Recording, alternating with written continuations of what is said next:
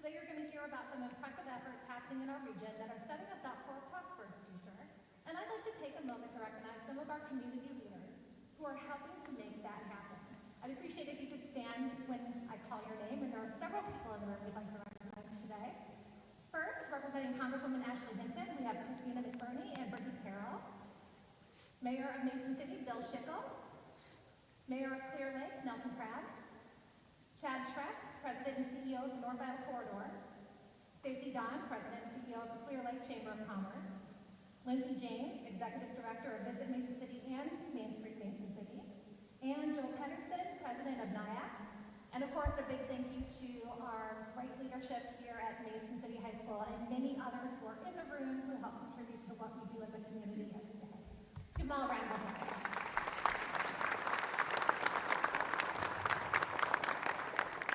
And of course, we'd like to say a big special thank you to the sponsor of the state of North Iowa, Clear Lake Savings Trust. They have been the signature sponsor of the state of North Iowa every year, and we are so thankful for their investment and their support of this event. So I'd like to welcome Danielle Pace to share some opening remarks.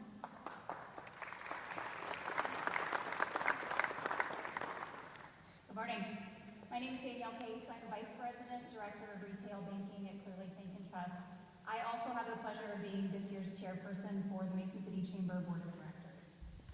Clear Lake Bank and Trust has been a sponsor of the state of North Iowa since its inception in 2020. We are proud to sponsor this event. As you may or may not know, last year, Clear Lake Bank and Trust celebrated its 90th anniversary in the North Iowa area. A number of those earlier years were spent exclusively in the Clear Lake area until we branched out to the Garner market in the mid-90s. In 2007, we opened our first branch in Mason City and our second branch in 2013 with the acquisition of our State Street branch, firmly anchoring ourselves in the North Iowa region. Clear Lake Bank and Trust is committed to the region in which it serves, both as a financial services resource and by providing a community-focused culture for our employees. We are so fortunate to have a collaborative environment with the North Iowa EDC, the Mason City, and Clear Lake Chambers. To push for the advancements you will hear about today to improve our region, our economy, and our quality of life for everyone who lives here. We have two excellent panels of speakers lined up for you today. Consider two sides of the labor pool point, supporting and encouraging future workforce and attracting existing workforce. First, we are going to hear about the great partnerships in place to ensure our high school and college students have the resources that they need to succeed post-graduation and know that they can stay here in the North Iowa area to do it. Then we'll turn our focus to attracting from outside our region by investing in placemaking projects and marketing our region and state to a national audience. So let's get started with our first panel, Growing Our Future Workforce. Please welcome Bridget Exman Dunn, Assistant Superintendent of Mason City Schools, to get us started with our overview.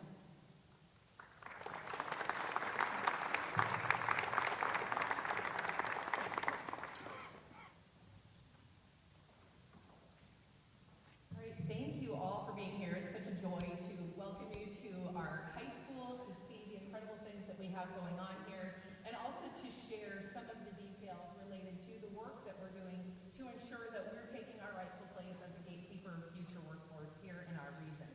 I'm going to do my best to keep the philosophy and the explanation to a minimum so that the most of our time is spent for you to listen to our students talk about their experiences. I would say that the great thing is that we tried to recruit 6 students to talk to you today, and we got 10, because even when we invited one, they said, well, I want to do it too. So they're a really enthusiastic group who are here to talk to you today about the experiences they've had here and to talk about our goals as well. So speaking of goals, I always want to get this in here. Our board set some priority areas for us a few years ago, and everything that we do is tied to these goal areas. So what you'll hear me talk about today is our work-ready programs and our career pathways for our students, and these directly hit all 3 of our priority areas. We want to make sure that we have multiple pathways so that every student who comes through our system has a legitimate place and a legitimate pathway to move into their future. We want a climate and culture where all of our students feel a legitimate and authentic sense of belonging, and we want to be community-vetted. It's not lost on us that we are a community school district. We serve this community, we lead this community, and that's our job. So one of the just realities that we face here in North Iowa, and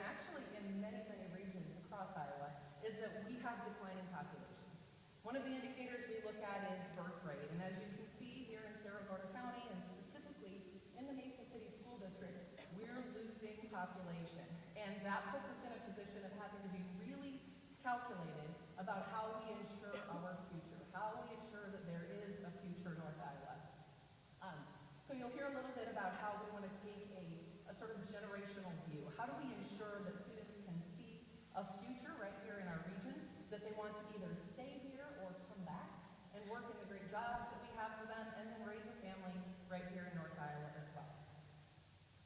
So we use this little graphic as kind of a roadmap, right, where our goal really is to make sure that every single student that we have in our system is on a path to success in adult life. And when we try to think about what does success in adult life look like, I like to think back to a study that the Gallup organization published that says that the formula of success in adult life is really two things. It's gainful employment, which is basically enough, right? Enough to pay your bills, enough to live, enough so that money isn't a constant worry. And the other factor is a sense of efficacy, right? And that's the idea that my existence, my place, my role in this community matters. And so as we think about how on earth we can get all of our students to that place here in our community, we can back map it to really two things. It's a combination of hope and engagement, and I like to think of those in a lot of different contexts, and we're going to think about it today in the context of workforce and career preparation. So the definition that I like to use of hope is that I have a bold, bright, positive vision for my future, and I absolutely believe it's attainable. And the idea of engagement is I can see a path to get there, and I know that what I'm doing today is moving me toward that vision. And that's really kind of easy for us to think in the context of workforce development. So if we think about ensuring that every student has that bold vision, that every student understands the path to get there, that we talk about our community embedded role, and we know that we've got to be connected to our community partners so that we're actually driven by the local needs here, the current needs as well as the future needs. What's our growth area and how can we connect to it? So at the end of the day, what we're really trying to do is build a thriving community.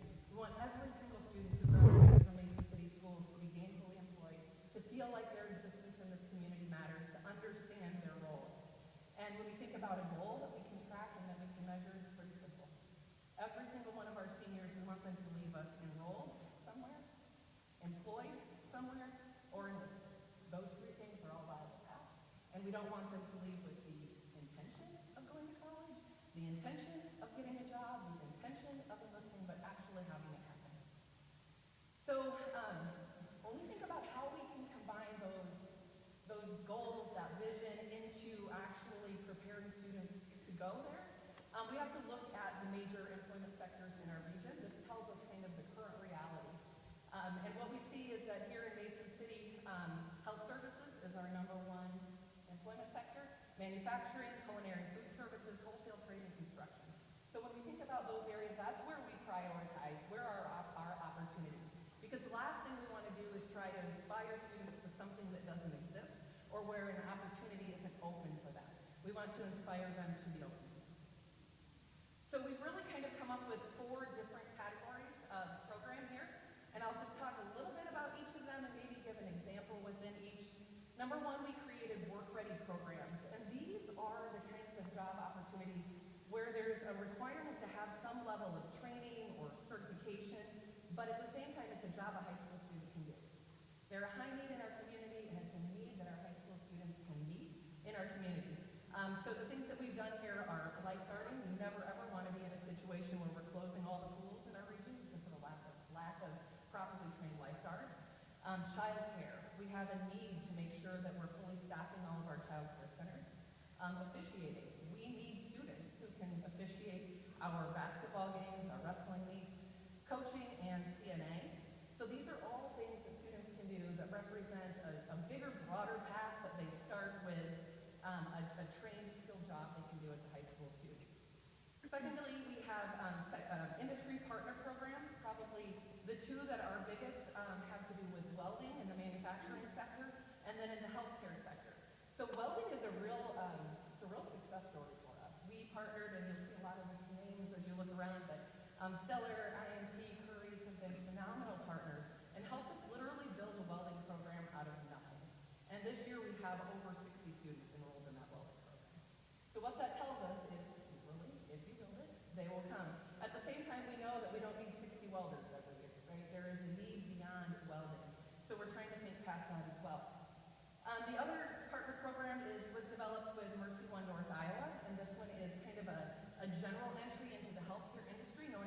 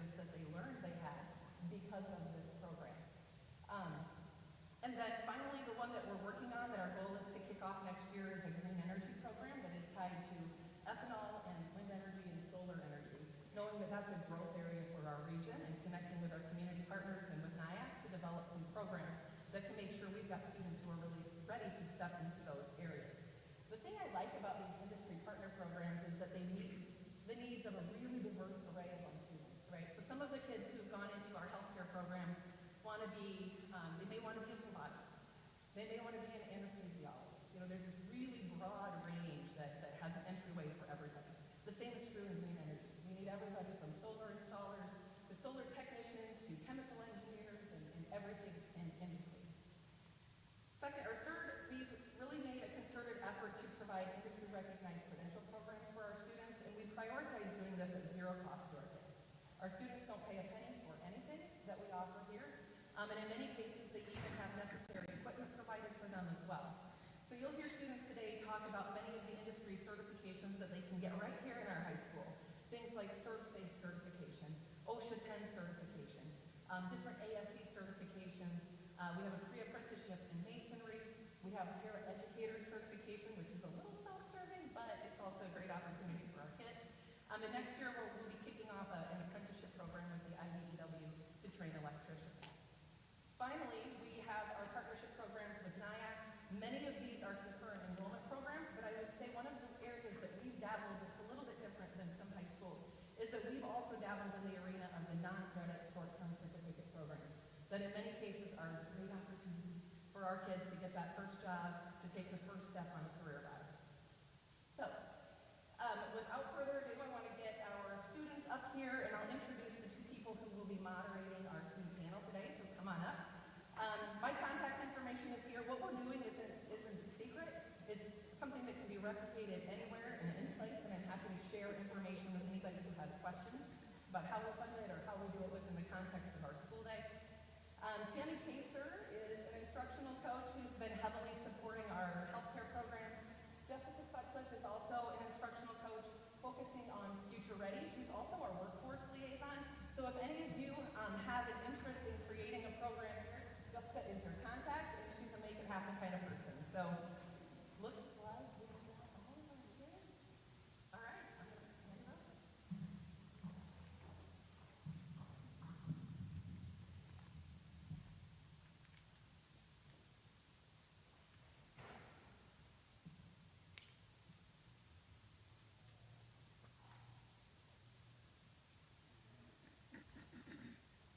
Hello. All right, so here's our student panel up here. So the first thing we're going to have our students do is, students, please introduce yourselves and tell us what work-based learning program you participated in or are currently participating in. Hi, my name is Claire Mustin and I participated in health occupations this first semester. Hi, my name is Mia Anderson and I also participated in the health occupations program. My name is Annika Bugan and I also participated in the health occupations this first semester.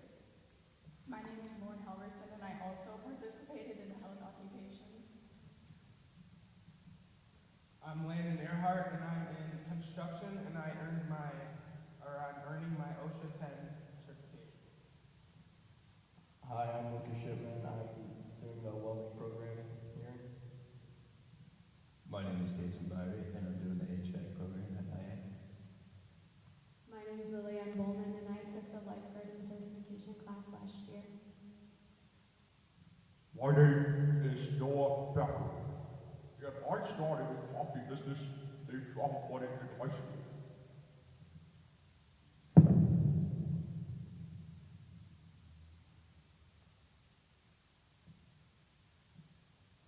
All right, so our first question, Mr. Landon, what has been the most valuable thing you've learned or done so far? Yeah, so definitely learning the values of teamwork. So me and my class went and did a construction job. So we went to someone's house, tore up their sidewalk, and poured a sidewalk pretty much. So I really understood the valuable lessons and importance of teamwork. So you can't just do it by yourself, of course. You gotta have a team. You gotta get along with everybody, and yeah, pretty much it. So we actually went out there with Cuppinger Concrete, and they taught us all the basic things of pouring the sidewalk and leveling, digging it up, everything.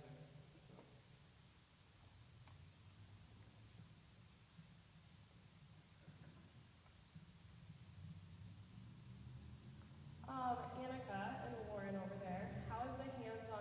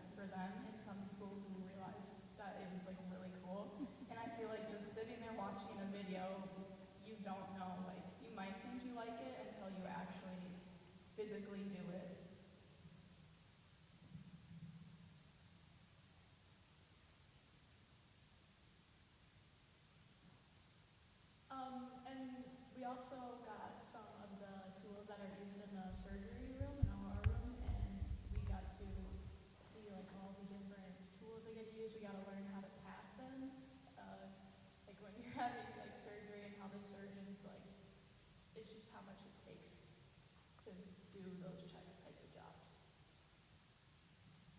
And I definitely feel like I learned a lot more being able to physically do it than if I were just watching a video. It could get like really repetitive and tiring, and some people might just not pay attention. And I feel like actually being able to do it and like interact with it like helps people just realize what's for them and what's not for them.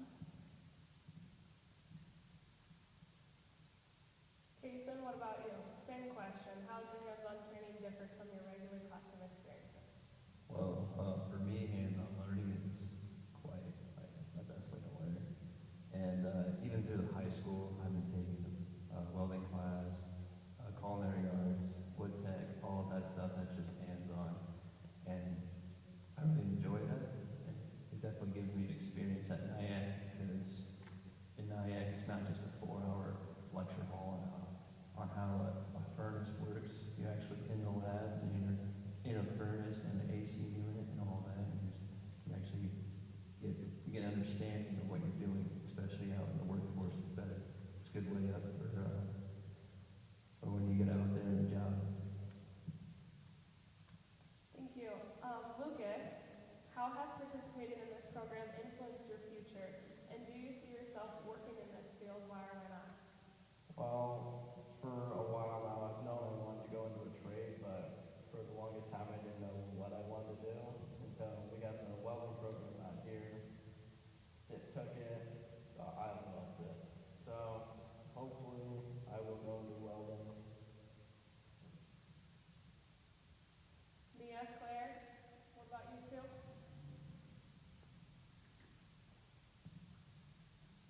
I would say this program that I participated in has really influenced my future, because not only did we partner with Mercy, but NIAC also had a big role.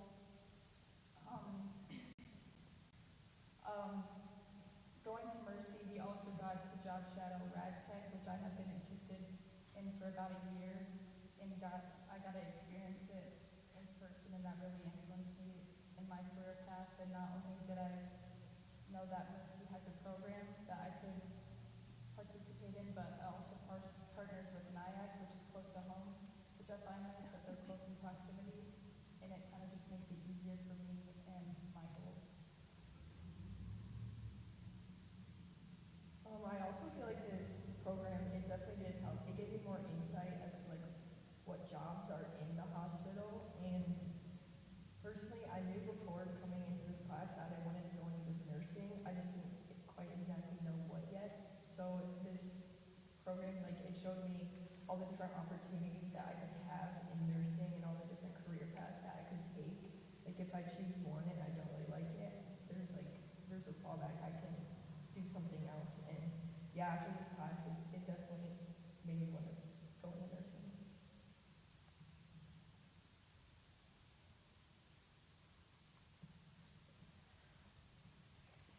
Okay, so I want to get my BSN, and eventually, yeah, I want to become a CRNA. I feel like this class, it also helped me figure out that is what I want to do.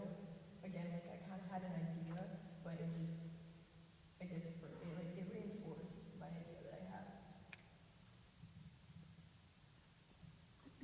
Lucas and Claire, what advice would you give to employers who are considering partnering in a workplace learning program? Well, first of all, we gotta thanks to Curry, Suka, Stellar, IMT for donating the welders, the booths, tables, downdraft tables, pretty much everything in there. But that may sound expensive, but in the end, we are training future welders to possibly come work at your company.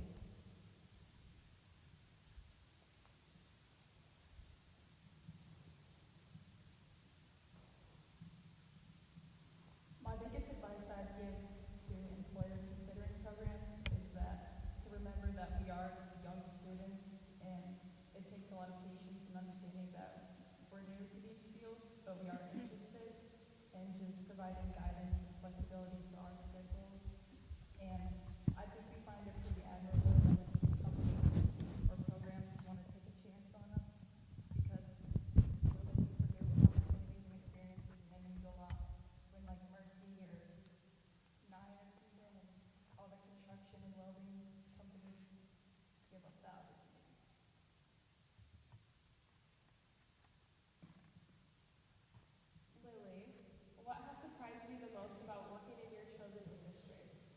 So while we were being certified, taking the certification class, we would do fake rescues and then like time how fast it took for each one. So then we would have like be fast for our actual rescues.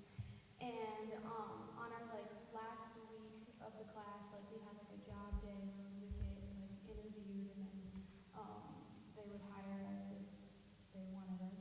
And and then during the summer, actually my second day, I had a rescue and like throughout the class, like when we were like being timed, like yeah, it was like a fast time, but the actual thing, like it was really quick, like it was in a flash. And I don't know, that really surprised me, like how like different it actually was, like compared to the fake ones and the real ones, like how quick it actually goes. Landon, Annika, and Lauren, how has your program connected you to the local community or industry professionals? Yeah, me and the construction class, we've got to connect with a number of different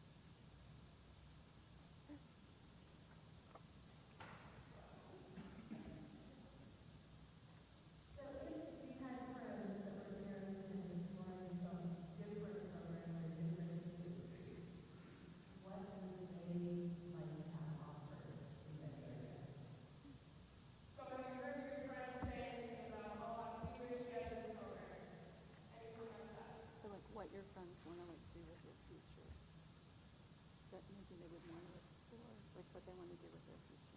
Think of your friends and your buddies. Anybody else? Or on the flip side, have you had peers or friends who are like, wait, what are you doing? I think I want to do that. Do you feel like you have people who now want to follow you in the things? Yeah, definitely. So they have to see it to believe it? Yeah, so when this whole, I know I'm in the construction, but I'm also in welding. So when this first was a thing, everyone was like, yeah, what is that? What is that? And they go into the shop and see everything in there. It's crazy. And of course, money gets in. So everyone's like, how much you made? You know, you can make a lot going to weld, of course. So that was definitely a big game changer for people.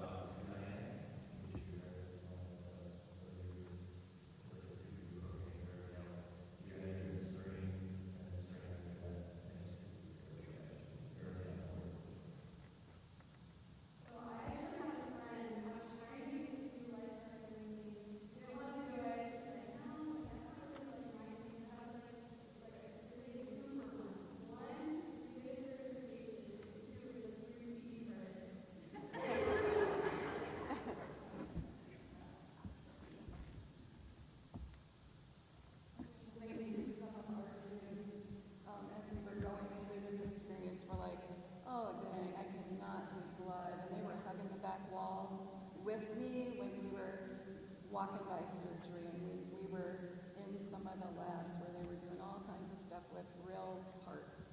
And so we saw some people thinking, you know what, let's try to explore some of the non-patient facing areas of healthcare, because there's so much in healthcare, and it's not just on one particular campus, it's all over North Iowa.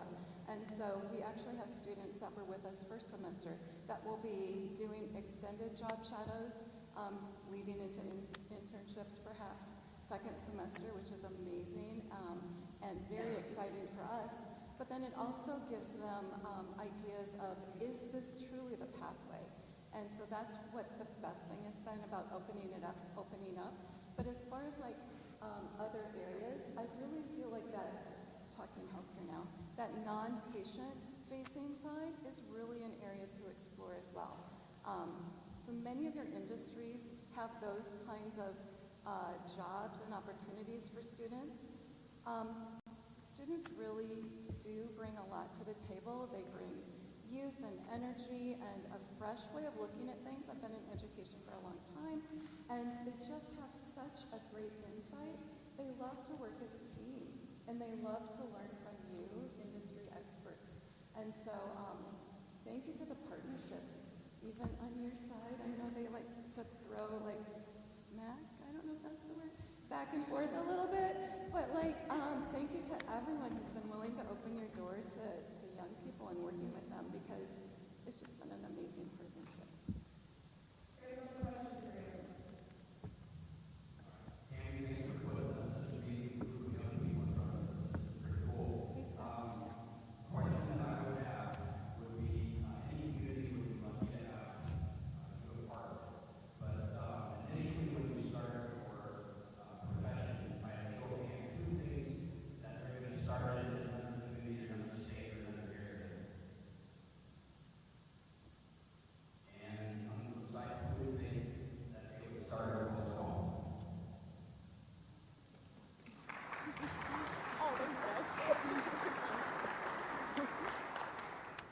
That's one of the things I gotta tell you, when we were at the SIM Center at Mercy, then we went to the SIM Center at Nyack, man, Nyack's new SIM Center, we were the first ones to get in there. The construction people, you construction people actually are very nice. They opened the door, and we were out there, and they were like, hey, what are you doing? And we were like with Bart Godfrey, we're on a tour, and they're like, you wanna come in and don't step in the wet paint or wet whatever it was, you guys had wet something. And we were like, it looked like we were at Mercy. It was like incredible. also the partnerships that are there, our students were feeling like, where are we? Are we really in Mason City? So I feel like what Mason City is doing, what North Iowa is doing as a community, really is pretty cool for our young people. I'll be quiet. You want to hear from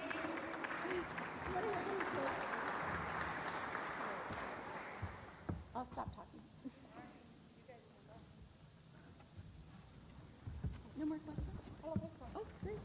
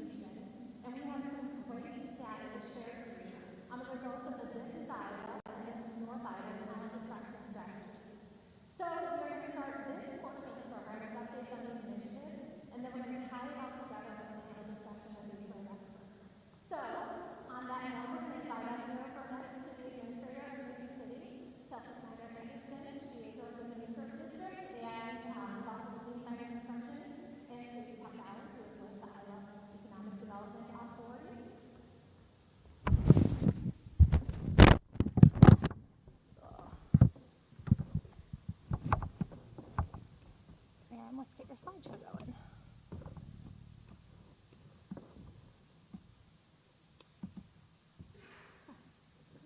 Perfect. Alrighty. Thank you. Put it for Aaron. Pretty short. Apparently everybody is tall that comes up here, or they're taller than me, I guess I should say. All right, so Bike North Iowa is a fantastic project. I want to grab my notes here real quick. Bike North Iowa has been a fantastic project to work on. It's really just an exciting group of people. It's fun to be around. The energy is just fantastic. I mean, you can tell just by looking at the pictures, this is a wild bunch to work with. So the old idea of beware who you hang out with or you might do something crazy, well, Bike North Iowa is kind of that thing. If you look at these guys, it's a wild bunch and they have a lot of crazy ideas, like jumping that high on a bike is one of those. Needless to say, I don't do any of that, but it's been so much fun to work on. This group includes North Iowa Human Powered Trails and Matt Curtis with Wayne's and the whole bunch over at Wayne's Ski and Cycle. They are just incredibly hard workers and had a crazy vision. They're volunteers first. They're people who are dedicated towards, jumping on jumps and riding through trees and hopefully not hurting themselves. But they had a vision and they said, you know what, we're going to build this thing as a group of volunteers and just hand dig trails if the city will let us do this over next to Zerbel's Trail. So they did that. They built those trails and they did it by hand. And then they said, hey, we want to get more people involved. Let's do some events with adults. Let's bring in the kids. Let's expose more people to this great sport and this exciting thing to do. That went really well, and then they got even bigger. They started having big plans, and then they started roping people like me in and saying, hey, you should help us make these plans be a reality. They did a trail master plan and identified places all over Mason City that they wanted to put trails. Some of those included places where there were water treatment facilities, and I said, that's probably not a good idea. Let's not put it over the top of water tanks or things like that. But they had big plans. They started working on that. They started bringing in all sorts of partners, and we looked at those and we said, we need to do this. This is an exciting thing. This is a group of people that really are visionaries for our community. So the problem was, how do you bring something like that to life?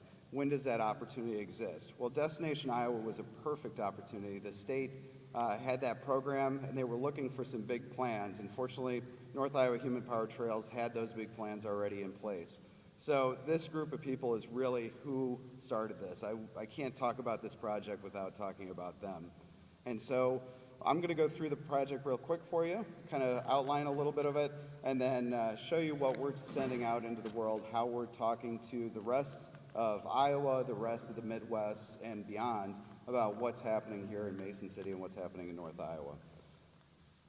So this is one big audacious dream, as you'll see, and as I will outline. It's really 11 projects kind of wrapped into one. So we'll fast forward here to the next one. One of the biggest parts of this, kind of like the gem, the destination, is really the Riverwalk. As you can see behind me here, this is the rendering, and this is it under construction.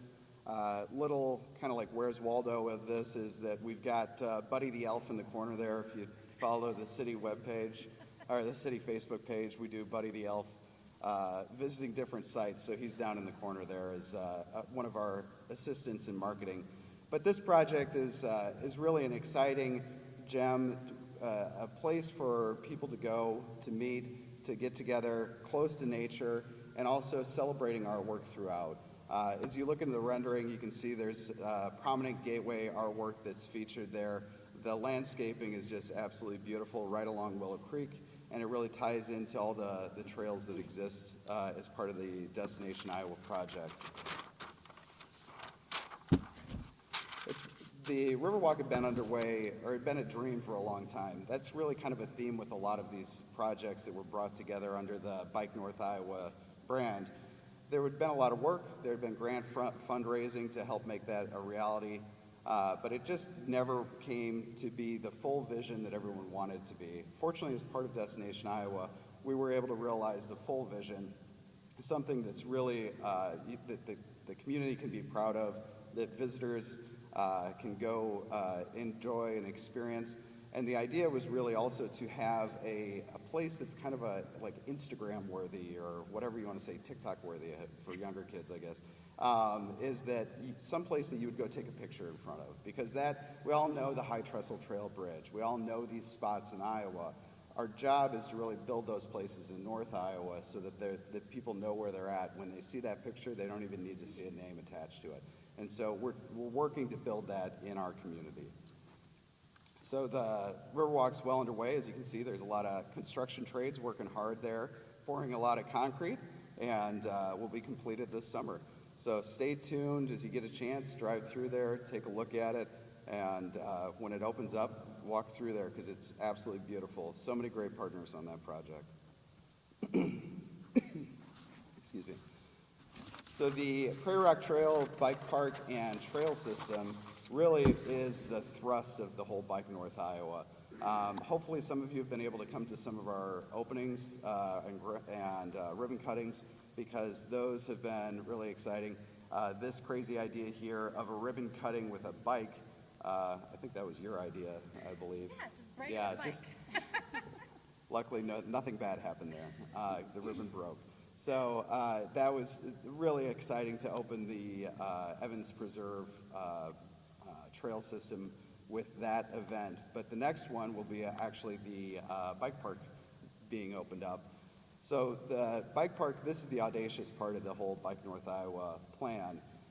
The goal is to be like, and then I use parentheses, or better than Bentonville. Now that probably means nothing to a lot of people, but Bentonville is a destination for biking. It has tons of visitors and tons of tourism that happen because of it. And it's in the middle of Arkansas. So that's an amazing draw. The fact that they're able to bring in that many dollars and that many people and have a name and recruit young workforce because of the amenities that they've built means that there's something to be learned there. And that's what we're hoping to learn, what we're hoping to build with the investments we've made in outdoor recreation. This bike park that you see, kind of the shelter there, that bike park will actually be bigger and better, and this is not just me saying it, it's people who actually build these things. It will be bigger and better than the rail yard in Bentonville, Arkansas. The rail yard is a destination for all across the country. It is an absolutely incredible asset, and we're building one that's even larger here. So it's an exciting adventure to go down this road.